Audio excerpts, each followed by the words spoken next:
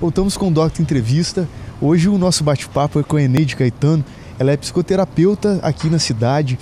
E a gente está conversando, né, Eneide, sobre os relacionamentos e principalmente entre os casais, né?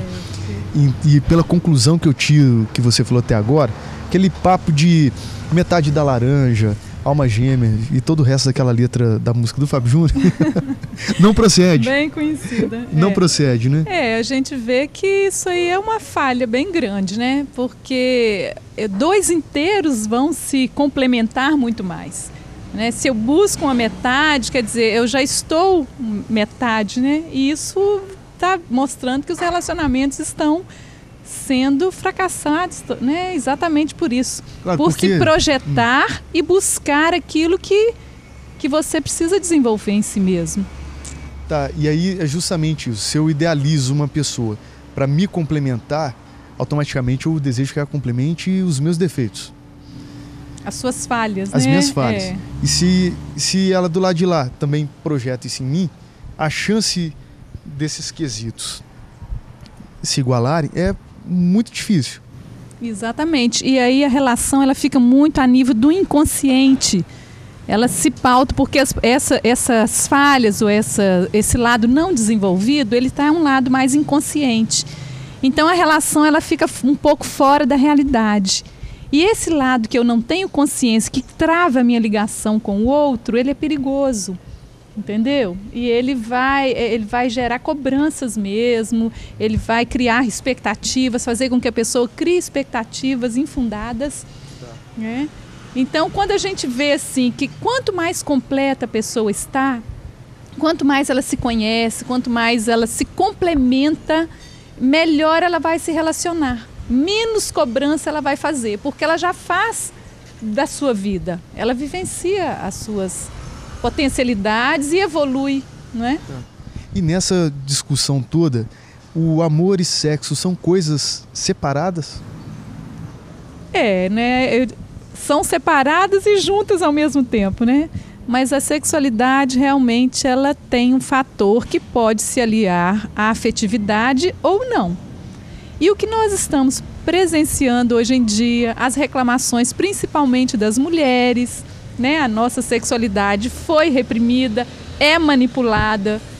E então a gente vê que a mulher ela sente culpa, ela sente cobranças, ela não sente uma espontaneidade com a própria sexualidade.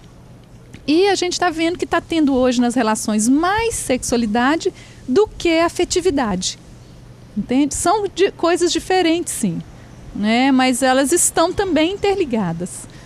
E a gente está vendo que as relações estão mais superficiais pelo medo que as pessoas têm, o medo de não dominar, porque quando o outro é mais inconsciente, você domina ele mais.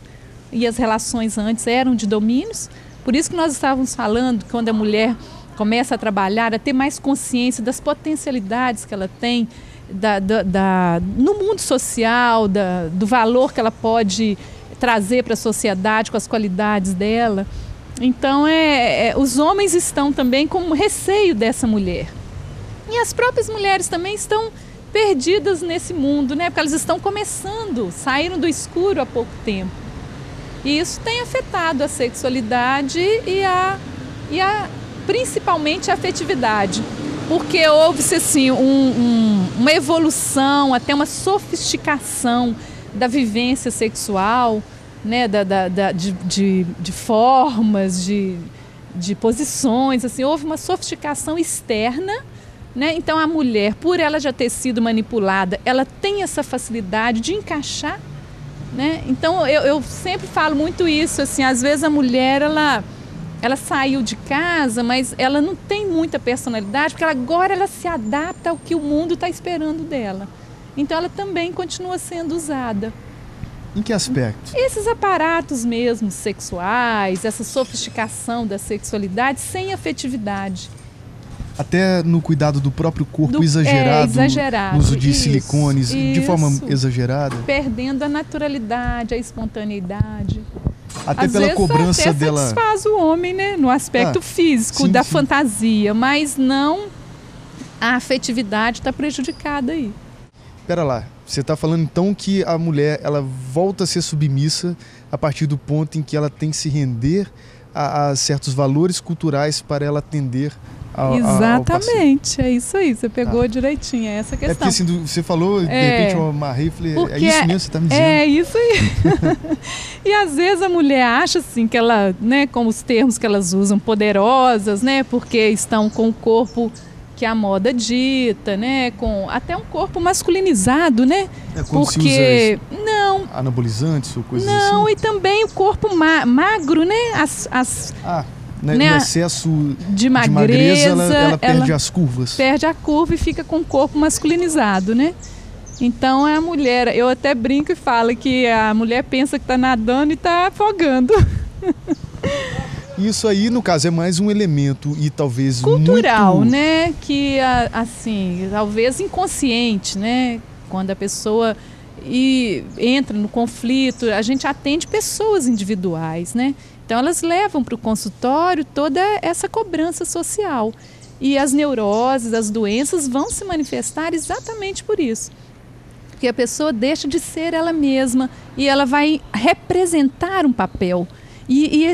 Representar, e isso pesa muito.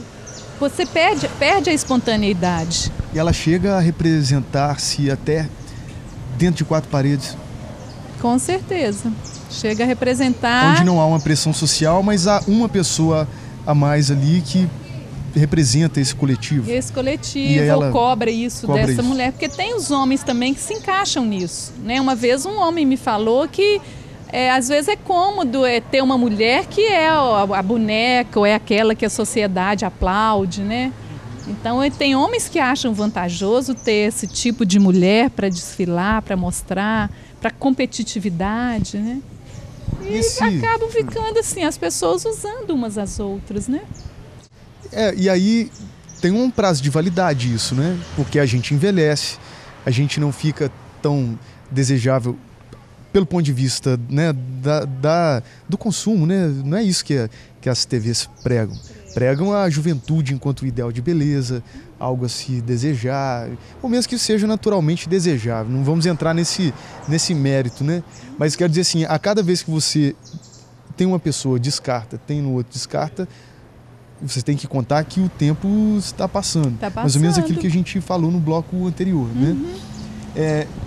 A pessoa pode ser frustrada ao fim da vida. Você já lida com alguém em idade avançada em que é frustrado ao fim da vida? Com certeza, né? Por esses conflitos, a sociedade não valoriza o idoso ou a sabedoria da meia-idade, da velhice, né? Então as pessoas entram nesse conflito de quererem ser eternamente jovens, de ficar correndo, gastam energia, e é uma energia psíquica mesmo, porque não é só energia física, né? A energia psíquica fica toda gasta nessa busca de tentar satisfazer esse padrão social, esse padrão de beleza, né? É estereotipado, né? Porque a beleza ela pode estar em coisas muito mais sutis, né? Mais amplas. Então, Eneide, quando é que eu tenho comigo assim certeza de que, né? Para quem está assistindo a gente também, ter certeza assim, estou com um parceiro, uma parceira para a vida. É difícil, né? Essa questão de você, né? Mas eu acho que a gente tem que escutar a voz do coração, né? Escutar mais aquilo que está dentro de nós, ter mais autenticidade na relação, ter mais transparência, buscar uma pessoa que seja assim também, né? Porque se a pessoa se disfarça ou se ela, como a gente já conversou aqui, né, se ela vai enquadrar num padrão com a expectativa de conseguir um parceiro, ela também vai atrair pessoas que vão querer usá-la, né?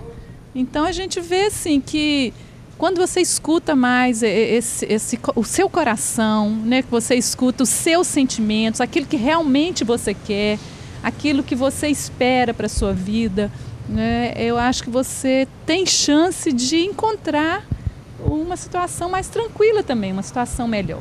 E eu sempre falo, né, nas minhas entrevistas, né, para você, que é importante o autoconhecimento, né? Conheça a si mesmo, conheça os seus defeitos, as suas qualidades, conhecer muito mais o defeito, né? Para que você possa não deixar que ele afete a sua vida, porque o que mais atrapalha a nossa vida é a nossa inconsciência.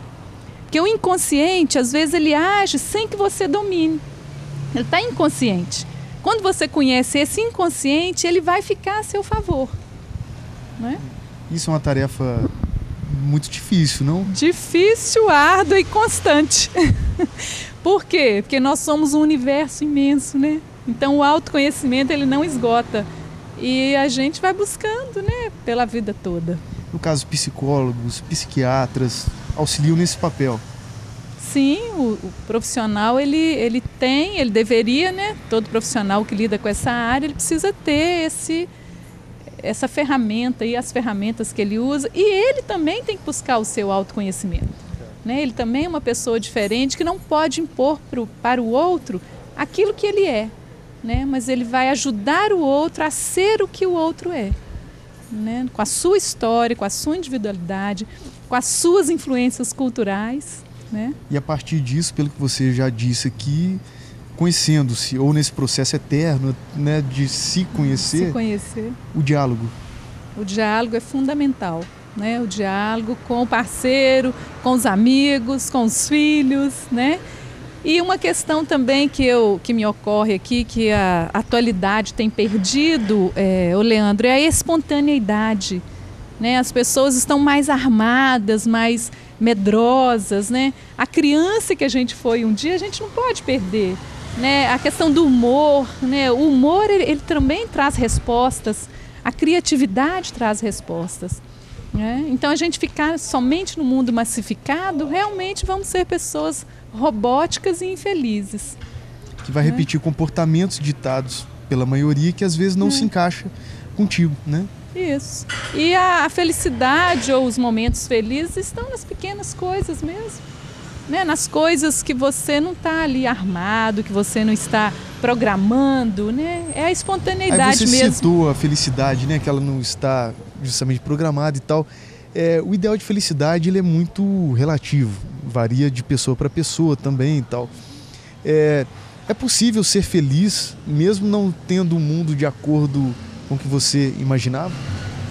Eu acredito assim, a gente tocou nesse assunto, nós podemos ter momentos felizes, porque a infelicidade ou o desprazer, ele faz parte do dia a dia também, né? Perder entes queridos, ficar insatisfeito com alguma situação que te aconteceu. Então eu acho assim, e a gente aprende nesses momentos. Às vezes nós aprendemos muito mais no momento de dor do que no momento de descontração. Então a dor, assim, as angústias, elas têm o seu valor, né? Mas a gente busca, né? E a gente deve buscar sempre os nossos momentos de felicidade também. A postura mediante esses sentimentos da vida é importante? Por exemplo, acontece a morte de alguém, término de um relacionamento, até para a gente, né, manter aqui dentro do nosso assunto. A forma como eu encaro isso, de eu ficar remoendo aquela dor, ou eu aprender com ela, bola para frente, qual que é a melhor postura ou a que você mais aconselha as pessoas a terem? Aprender a lidar com a transitoriedade das coisas, né? A vida é transitória, nós somos transitórios, né?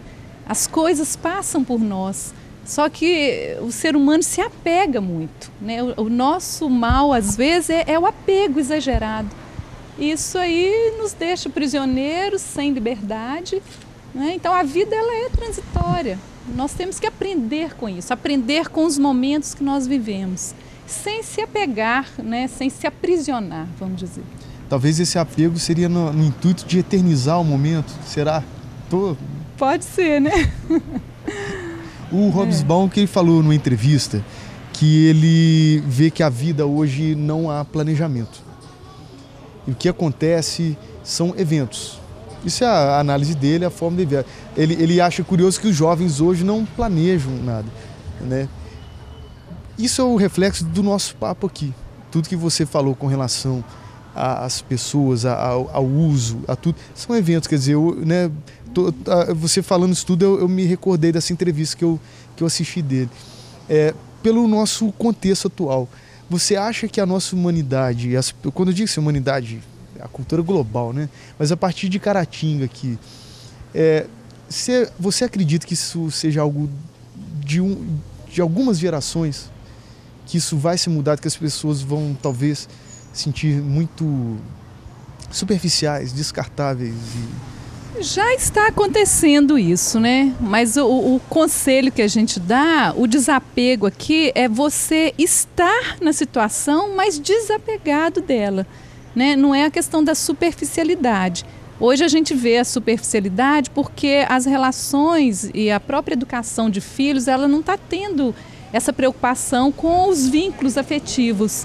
Está tendo preocupação com encaixar na sociedade, como a gente falava. É uma preocupação em estar na moda, mas não tem a preocupação do respeito com o outro, do compromisso com o outro, né? Então, quer dizer, eu posso estar desapegado, como a gente fala que é importante, mas respeitando, valorizando. São essas qualidades que estão se perdendo. Temos que ficar atentos. E ficar atentos, Eneide, muito obrigado por você ter aceitado esse nosso convite de vir aqui, tomar um suco, falar sobre os relacionamentos. Gostoso. Então tá bom. Eu agradeço também, né? Quando você quiser convidar, claro que eu virei novamente. Tem muito assunto para se falar. Com certeza. A gente falou apenas uma parte, né, do que está sendo uma questão atual, né? Certo. Muito obrigado mesmo. Também agradeço você em casa que acompanhou esse bate-papo. Tomara que tenha contribuído mesmo aí com a vida de vocês para melhorar um pouquinho mais, né? Muito obrigado e até o próximo Doctor Entrevista.